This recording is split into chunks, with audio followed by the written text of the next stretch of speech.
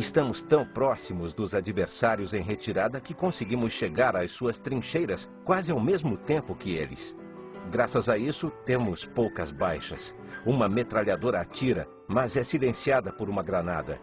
Estes poucos segundos, porém, foram suficientes para que 5 dos nossos fossem atingidos no ventre.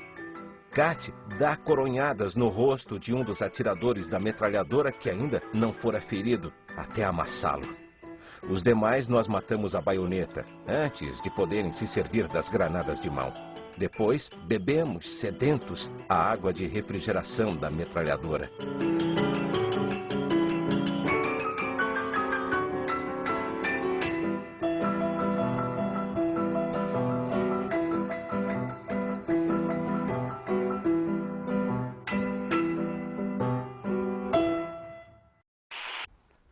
Salve, caríssimos! A aula de hoje nós vamos ver a Primeira Guerra Mundial.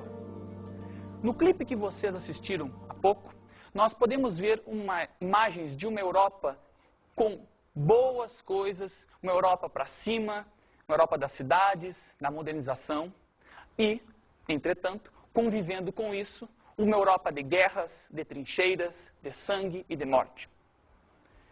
O tema da nossa aula de hoje, a Primeira Guerra Mundial, é fundamental para entender o século XX. A Primeira Guerra representa um momento fantástico, um momento em que muda não só a questão militar, como a questão política, social e econômica da Europa. E isso vai influenciar todo o desenvolvimento seguinte. Bom, a Primeira Guerra Mundial, evidentemente, não era chamada em 1914 de a Primeira Guerra Mundial. Eles não sabiam que ia haver uma Segunda Guerra, óbvio. Naquela época, eles chamavam de a Grande Guerra, o maior conflito que havia até então.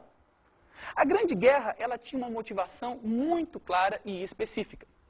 Era a guerra para pôr um fim em todas as guerras.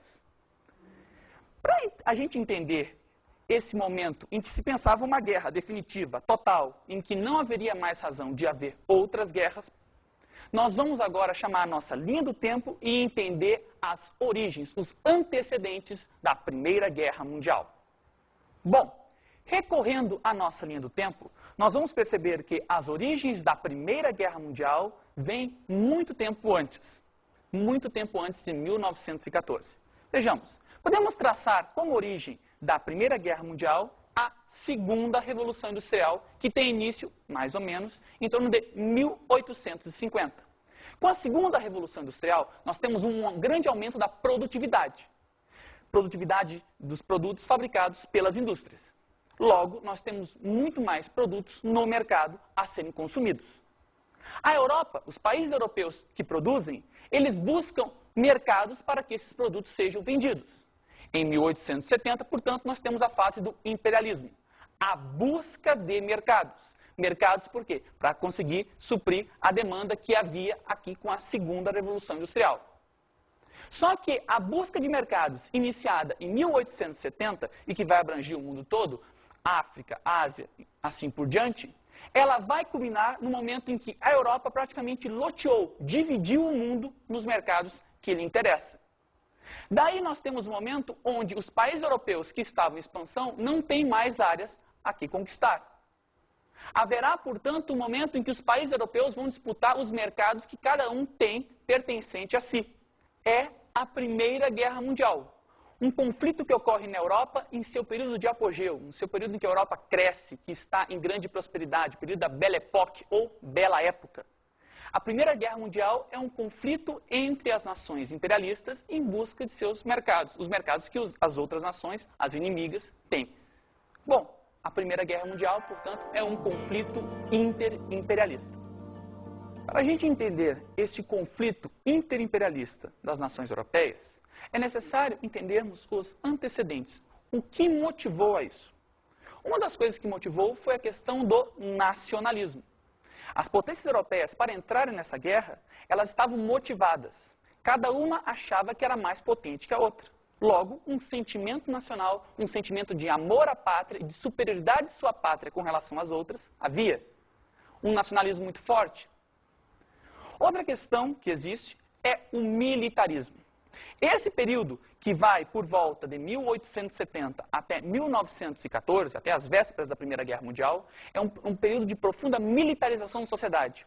A Grande Guerra é vista de forma positiva. Aliás, mesmo antes de 1914, se acreditava que já haveria uma guerra definitiva.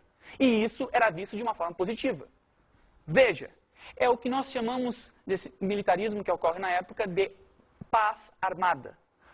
Antes de 1914, antes da Grande Guerra, as potências europeias entraram numa corrida armamentista, cada uma se preparando para o conflito que se avizinhava. Momento de paz, porém, momento de armamentos. Elas estavam se armando, se preparando para a guerra. Outra forma de se preparar para a guerra é fazer alianças, conseguir aliados, companheiros de conflito. Ninguém ia lutar sozinho, deveria ter mais pessoas, mais países para isso. Esse militarismo que busca aliados para o possível confronto que virá é o chamado sistema de alianças. Basicamente, o sistema de alianças pode apresentar duas fundamentais: a Tríplice Entente e a Tríplice Aliança. A Tríplice Entente, formada por Inglaterra, França e Rússia, contra a Tríplice Aliança, formada por Alemanha, Império Austro-Húngaro e Itália. A formação dessas alianças estabelece que há uma lógica no período. Veja, a Inglaterra era o grande país da Revolução Industrial até meados do século XIX. Esse país começa a encontrar uma nova concorrente, a Alemanha, que vai se destacar a partir da Segunda Revolução Industrial. Mas a Alemanha não terá como única adversária a Inglaterra. A França também é adversária da Alemanha. Lembre-se que, quando a Alemanha se unifica, pega alguns territórios franceses. Os franceses vão querer uma revanche, é o tal do revanchismo francês. Eles querem, de novo, uma forma de tentar conquistar os territórios perdidos. Outra rivalidade existente é entre o Império Austro-Húngaro, que fica no leste europeu, e a Rússia. Tanto um como o outro disputavam aquela região, que é a região onde há a etnia dos eslavos, os povos que vivem no leste europeu, na região, por exemplo, da Polônia, da Ucrânia e assim por diante. Império Austro-Húngaro, que dominava aquelas regiões, sofria a oposição da Rússia, que propunha o pan-eslavismo, um nacionalismo da época que dizia que todos os povos eslavos deviam estar dentro da Grande Rússia, o país eslavo por excelência. Veja, a Rússia tentando pegar as terras do Império Austro-Húngaro. Outro país é a Itália. No início, ela está junto com os países da Tríplice Aliança, né? Isto é, junto ela está com Alemanha e Império Austro-Húngaro. Mas depois a Itália, por rivalidades com o Império Austro-Húngaro, logo que começa a guerra vai se manter neutra e um ano depois vai se bandear lá para o pessoal da Tríplice Entente. Veja, o sistema de alianças é um sistema muito simples. Você tem, na verdade, blocos de países que, caso um for atacado, os outros reagem. É assim que nós vamos entender o estopim da Primeira Guerra Mundial, o assassinato do arquiduque do Império Austro-Húngaro, Francisco Ferdinando. O arquiduque estava visitando a Sérvia, região dos Balcãs, no sul da Europa, do leste europeu, que era de domínio do Império Austro-Húngaro. Ele estava visitando lá quando sofreu um atentado e morreu. O Império Austro-Húngaro viu nisso algo muito grave e declarou guerra à Sérvia. A Sérvia, pelo contrário, havia feito uma aliança com a Rússia, que declara guerra ao Império Austro-Húngaro. O Império Austro-Húngaro tem a declaração de guerra da Rússia, daí a Alemanha entra para ajudar. Quando a Alemanha entra, a França entra também, e junto com ela a Inglaterra. E a Itália, bem, a Itália fica neutra, decide não participar. Veja, o estopim da Primeira Guerra Mundial foi exatamente uma reação em cadeia, em bloco, em que um país, ao ser atacado por outro, ou melhor, ao ser ameaçado por outro, declaração de guerra, recebe a ajuda de seus aliados. Assim, toda a Europa foi dividida entre os países da Tríplice Aliança e os países da Tríplice Entente. Bom, agora vamos estudar as etapas de um conflito que iniciou. Mas antes de estudar as etapas da Primeira Guerra Mundial, é necessário ver que ela não foi uma guerra comum. Ela teve grandes inovações em relação às guerras anteriores.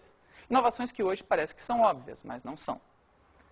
No primeiro momento, a Primeira Guerra Mundial, ela, até antes mesmo de ela acontecer, teve uma grande força da publicidade. Através de cartazes, pôsteres, músicas, os países tentavam mobilizar a sua população para o conflito. Outra questão presente foi a espionagem, que pegou com grande força nessa época. Uma das espiãs mais conhecidas foi Mata Hari, uma mulher que se dizia dançarina indiana, mas que na verdade conspirava, seduzia homens para conseguir informações. A espionagem começou ali também. Outra questão que aparece é que a Grande Guerra atinge não só os militares, mas também os civis. Aquelas pessoas que não têm nada a ver diretamente com o conflito. As populações dos países